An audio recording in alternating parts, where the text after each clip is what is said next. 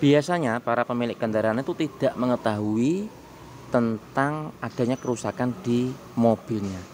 Salah satunya kerusakan itu adalah ada di rem itu sendiri.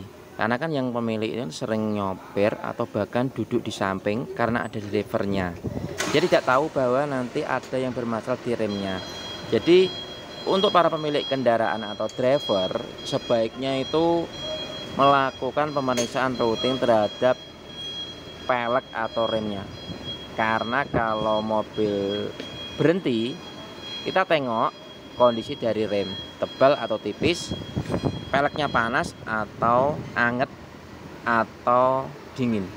Kalau mobilnya itu habis jalan mungkin jauh, sering dilakukan pengereman, kemungkinan dari 4 buah roda itu kita pegang seperti ini, pasti ada yang anget, ada yang panas. Nah, salah satu yang panas itu adalah yang bermasalah. Nah, bermasalahnya dari mana? Itu bisa diakibatkan oleh sini teman-teman, dari kampas rem. Untuk rem belakang ini kan dia menggunakan model cakram.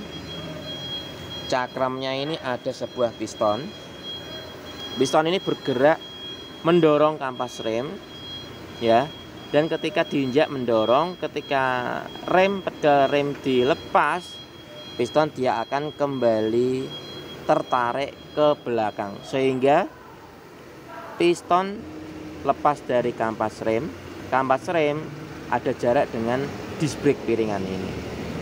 Nah, ketika pistonnya itu macet, kurang lancar pergerakannya, makanya ketika dilakukan pengereman dia dorong, kampas ini nempel terhadap piringan, akhirnya kecepatan kendaraan berkurang.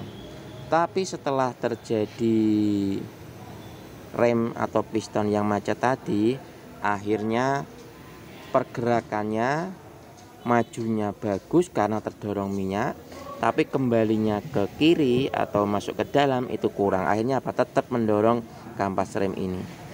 Terjadi pergesekan dengan piringan. Karena sudah tidak dilakukan pengereman, masih terjadi gesekan, akhirnya piringannya panas, menjalar ke pelek yang ikut panas juga. Nah, makanya saya bilang tadi teman-teman, ketika mobil Anda tuh parkir, ya, habis perjalanan jauh, sesekali jangan ininya yang dipegang. Kalau ini dipegang nanti tangan Anda ngelonyom karena ini pasti panas. Yang dipegang cukup peleknya aja gini, set ya.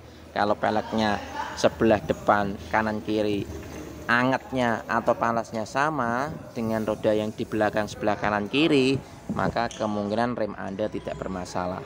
Tapi kalau ada salah satu atau dua roda pelek yang panasnya terlalu over, itu harus dicek lebih lanjut. Dengan cara apa? Dengan cara mungkin Anda punya dongkrak, didongkrak ban sebelah yang panas tadi, kemudian masih tertempel bannya di piringan cakramnya, diputer ya. Diputer, apakah puternya itu lancar atau agak seret? Coba dibandingkan dengan roda yang panas dari peleknya itu tidak terlalu panas, beda lah ya. Pasti nanti ada selisih puterannya lancar atau tidak ya. Tips sederhana biar Anda nanti tidak terjadi rem macet di jalan. Sama saya Mas Edi di dunia otomotif.